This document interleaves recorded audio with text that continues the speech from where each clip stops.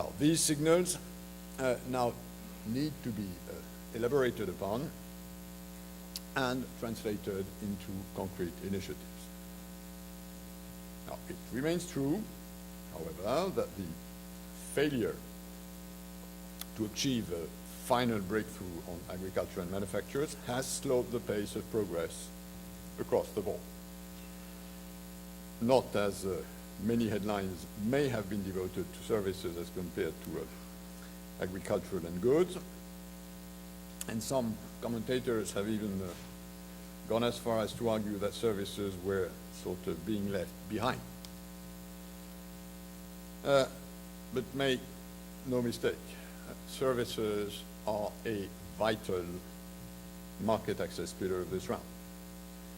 There will be no go around without a substantial services package, even more so now that many emerging countries, to the difference of previous rounds of negotiations in the GATT, many emerging countries are now on the offensive on services. So a development round is also in today's planet a round where developing emerging countries have offensive interests. Looking ahead, the next logical step in the market access component of the services negotiation is the submission of final offers and draft final schedules by those WTO members who participate in the services negotiation. And we know that it's a fairly smaller number than the membership at large. A decision on timing for submitting such offers would be extremely helpful in re-energizing the negotiations.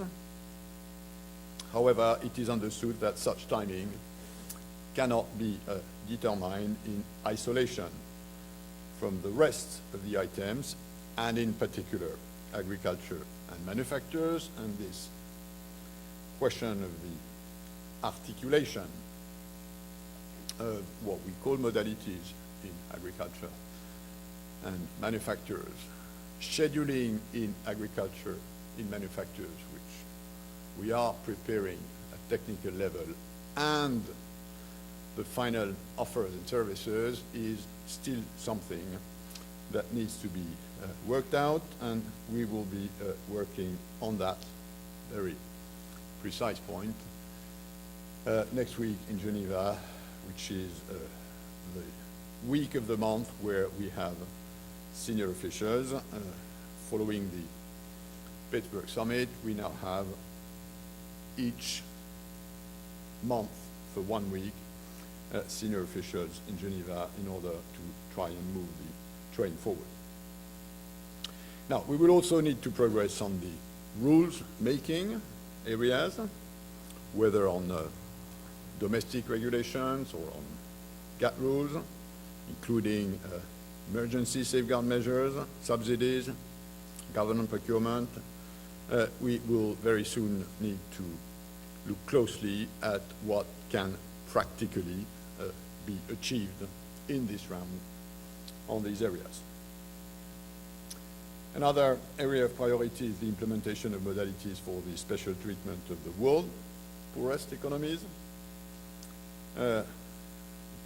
so-called LDC waiver.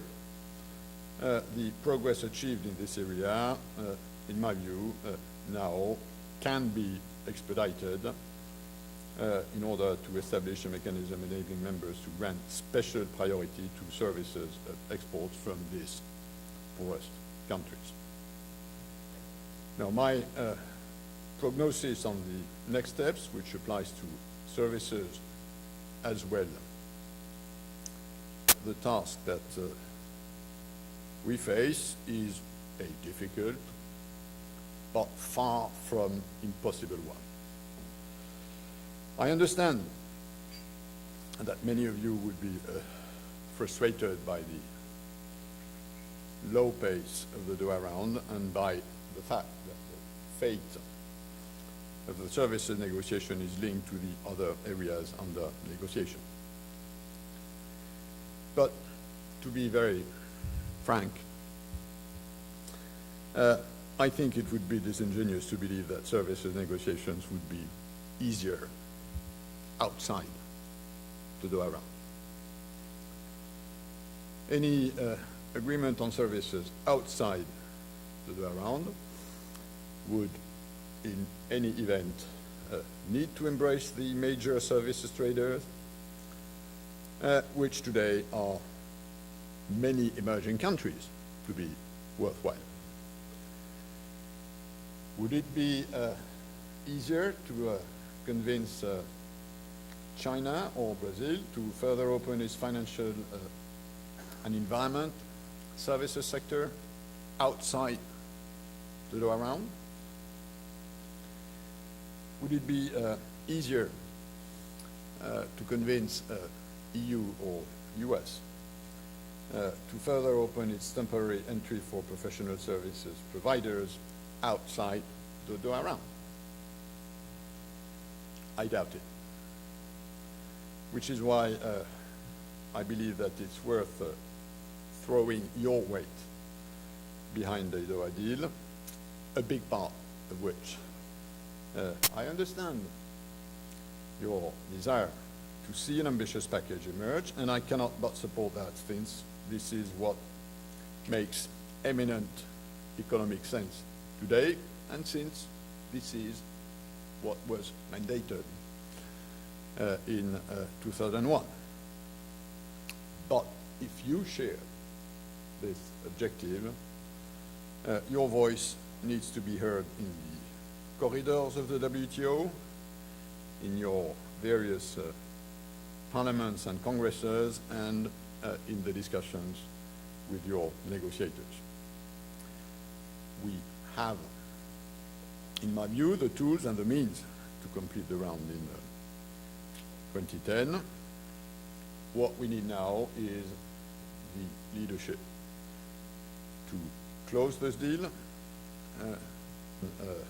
with Dickens. So let me finish with Molière, who once said, it's not only for what we do that we are held responsible, but also for what we do not do. Thank you for your attention.